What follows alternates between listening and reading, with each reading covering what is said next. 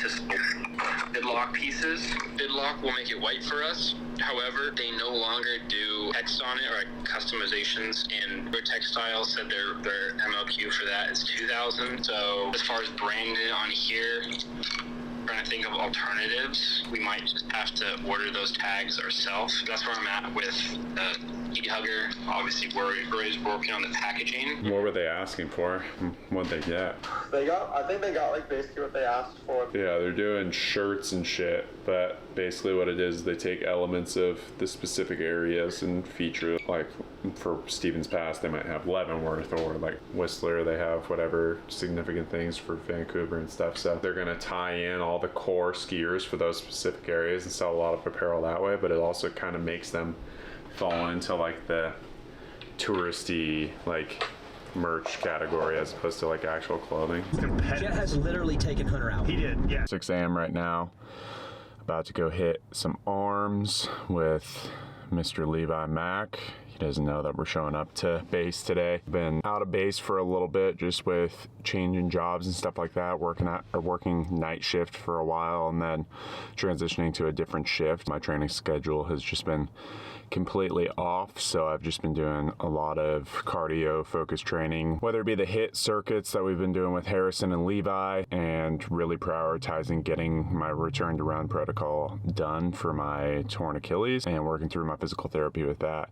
That's been a huge priority for me, just because with this new job, on average, at minimum, I'm hitting over 15,000 steps a day, and so it's a lot of time on my feet and a lot of walking back and forth. And with being somewhat close to the end of my physical therapy, typically Achilles tears can take over a year or around a year to be fully recovered, 100% return to sport, and I'm not there yet. I'm only 7 months or whatever into my physical therapy journey, and I haven't been able to go to PT for the past month because my out-of-network request ended with the VA, so I have to go back into the VA unless they extend it. So I've been doing PT on my own for the past month. So anyways, my point to all that is by the time I get off work, I'm literally limping just because of how much swelling I have in my Achilles and buildup that I have to scrape out and manually release. So just been really prioritizing getting on my feet again, running, building a good arch, building good mechanics, and really trying to loosen up my whole body because it just has adapted bad habits throughout my life, the entirety of my life, and also just pushing throughout my military career and stuff like that. So trying to break those down and reshape the way that I move and operate. That way, once we come back out of this injury and are fully healed and ready to return to sport, get back on the motocross bike, start training hard,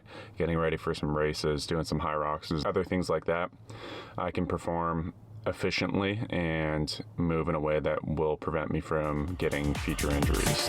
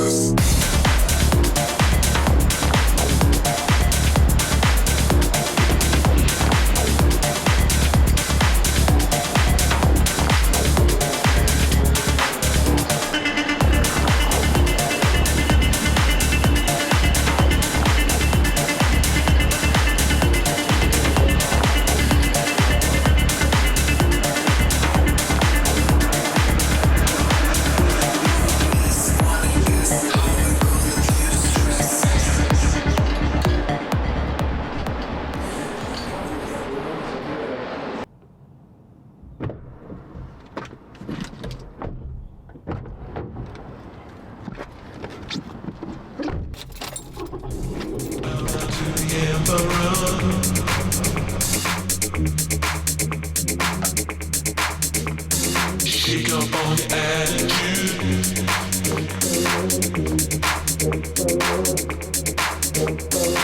Just saw the DHL truck pull up to the house just now, so I'm gonna show you guys what we got. They're here. The woven label are here. This is the updated version I showed in the last video, if it'll focus. And you can see how the black specks are gone now.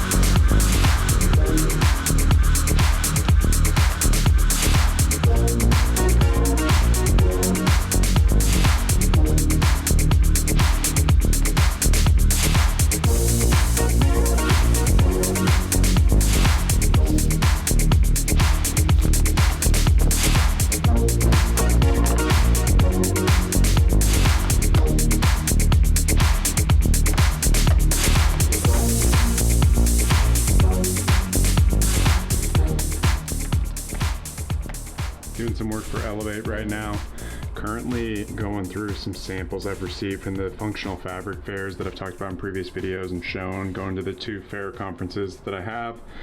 It actually is functional fabric fair week this week, but because it's our baby week where we're already past our projected due date and we're going to be going into the hospital this Saturday, so in a couple days, to start and get the whole thing going, I basically wasn't going to go down to functional fabric fair this week, so it just wasn't going to work out. But just going through some of the materials and things like that that I sourced at the last conference, and have been working with some of the suppliers to get some products developed for some upcoming collections. So if you guys follow me on Instagram or on TikTok, you've probably seen this sample activewear tank top that I sewed up myself from some of the material that I got, and have been trying to source similar materials and patterns and just come up with different ideas based on the original concept and decide which one we want to go with, or go with both options. So the materials I just was showing just now, we have a secondary option for camo right here, this white Arctic style camo, which is pretty sweet.